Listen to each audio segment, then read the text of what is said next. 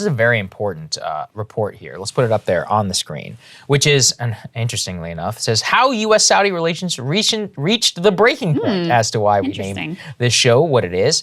What they point to here is that Saudi Prince MBS confronted Jake Sherman, the national security advisor of the United States, and began yelling at him.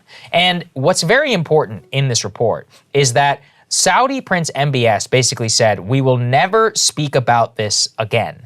Now, he was so upset about Mr. Sullivan that he shouted at him and basically said that he would be banishing him from the room and that the U.S. could forget about its request to boost oil production. So that is the significant part of all of this, which is that whenever, and also I love the description, he was wearing shorts at his seaside palace. Already felt was very disrespectful. Oh, of course, right? This is how they play. This right? is like an alpha move. Like, I don't even have to get dressed up for you. I'm just going to be here relaxing in my shorts. I have heard stories about MBS and about the way that he would treat U.S. diplomats, and like he would specifically make them come on his yacht or whatever in the south of France in order to show his fake Mona Lisa or his fake Leonardo da Vinci and try and pull all of these meetings. That's another story for another time. But I think that the important part is that shouting at him and specifically tying any criticism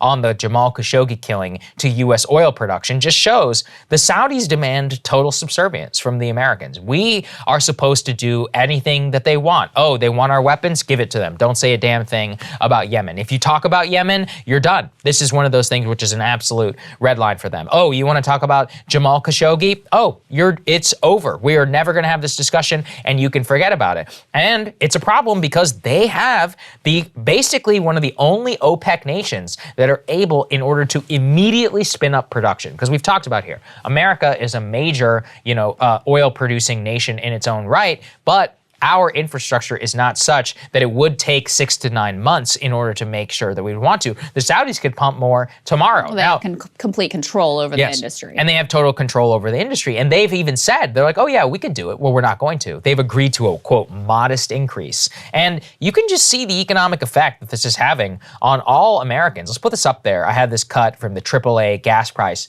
national average. I mean, the national average of gas, as we cut this, was $4.12 a gallon. That's a lot of money. Okay, it's not $4.50, $4.30 like it was a couple of months ago. So that the all-time high recorded was $4.33 a gallon, which was last month. But I mean, it's only dropped by 20 cents. That's still an enormous tax on the average American. In California, Krystal, the average price is $5.68 a gallon. I mean, the lowest prices are in the 370s, 360s in the South and in the Southwest. But here also in the DMV, I get lucky if I get $4.12 a gallon, which is the national average. I mean, that is an immense amount of money that Americans are outlaying every week to these oil companies and because specifically of the Saudis. Yeah, although the truth is at this point, there was a time when it had a lot to do with the Saudis withholding production and basically serving, as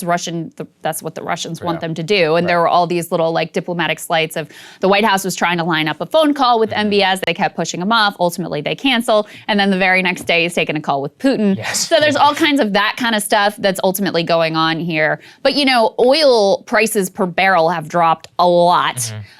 Not thanks to anything that Biden or anyone else has done, but because of the new lockdowns in China, curbing demand significantly. And as we covered here before on this show, the sad fact of the matter is that when oil prices by the barrel go up, gas prices skyrocket immediately. But when they go down again, it takes a long time for them to come back down because all of the gas station operators are trying to make what they can and benefit from the distance between what they're paying for oil and what they can charge you at the pump. So I just want to be clear, there's a complex picture of why gas prices continue to be high right now. But the more important point here about the Saudis is, listen, I want to see our country have good relations around the world, period, even with regimes that I don't particularly care for. And that definitely includes the Saudi regime, which has been extraordinarily nefarious, which, the war in Yemen has been a moral atrocity that we have been completely complicit in.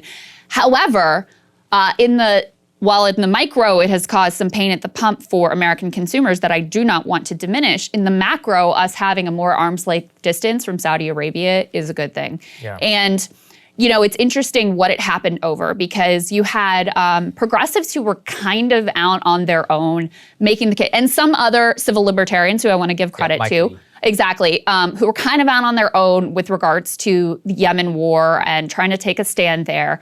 And then it was once the Jamal Khashoggi killing happened, that really started to galvanize public opinion and bipartisan sentiment, including with mainstream Democrats, against the Saudi regime. And that really did serve as a kind of a tipping point. So it's revealing here that it was those comments from Jake Sullivan bringing up Khashoggi that causes MBS to totally freak out and scream at him, because it was horrific what they did to Khashoggi, but that's only one of many abuses that we should be concerned about. Yeah, they do it every day. From the Saudi government. But that was the thing that really sort of turned American public opinion and elite political opinion and caused them to question what this relationship with Saudi was ultimately like. So I do think that was kind of a pivot point in this relationship. Yeah, and we shouldn't dismiss this either. Let's put this up there from Bloomberg. Rising oil prices, this is just from yesterday, they are a boon to the Saudi economy. I mean, they are making bank in a way that they have not made in a long time. The IMF said its estimate for the country's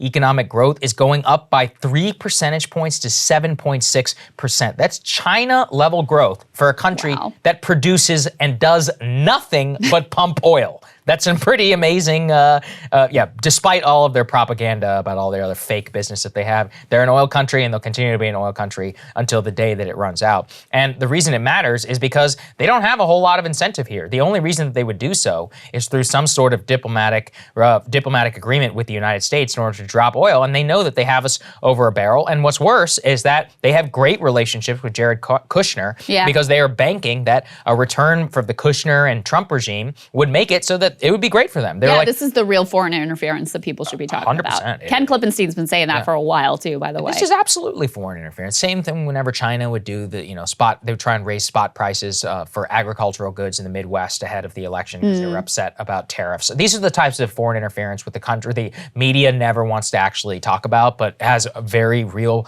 political ramifications here in the U.S. We should all just be aware. Look, no matter what you think, I don't want to be screwed with by the people who are probably more responsible for 9/11 than anybody but Osama bin Laden. And it's disgusting that we've been kissing their ass for the last 20 years and allowing all of this Saudi cash swimming around in our country. Even the Twitter deal, we talked about that with Elon going against the Kingdom Holding Company. By the way, I'm aware that the Kingdom Holding Company is not actually tied to the kingdom, but if you think that prince isn't directly subject to the whims of MBS, given that he was literally imprisoned by MBS, then you're an idiot. And I just think that we should not allow these Saudi royal family members or rich people to throw any weight around in this country whatsoever. And this ties to, my conversations around nuclear and all of that and why exactly that's necessary. But you can just look at this and it's really gross that they are printing money hand over fist. They're screwing with us and we continue to sell them weapons and give them preferential treatment in the diplomatic world. They don't deserve it. Screw them. Yeah. That's what we should say. That's a part of the Biden administration that's been really pathetic is even after some of these, displays of contempt,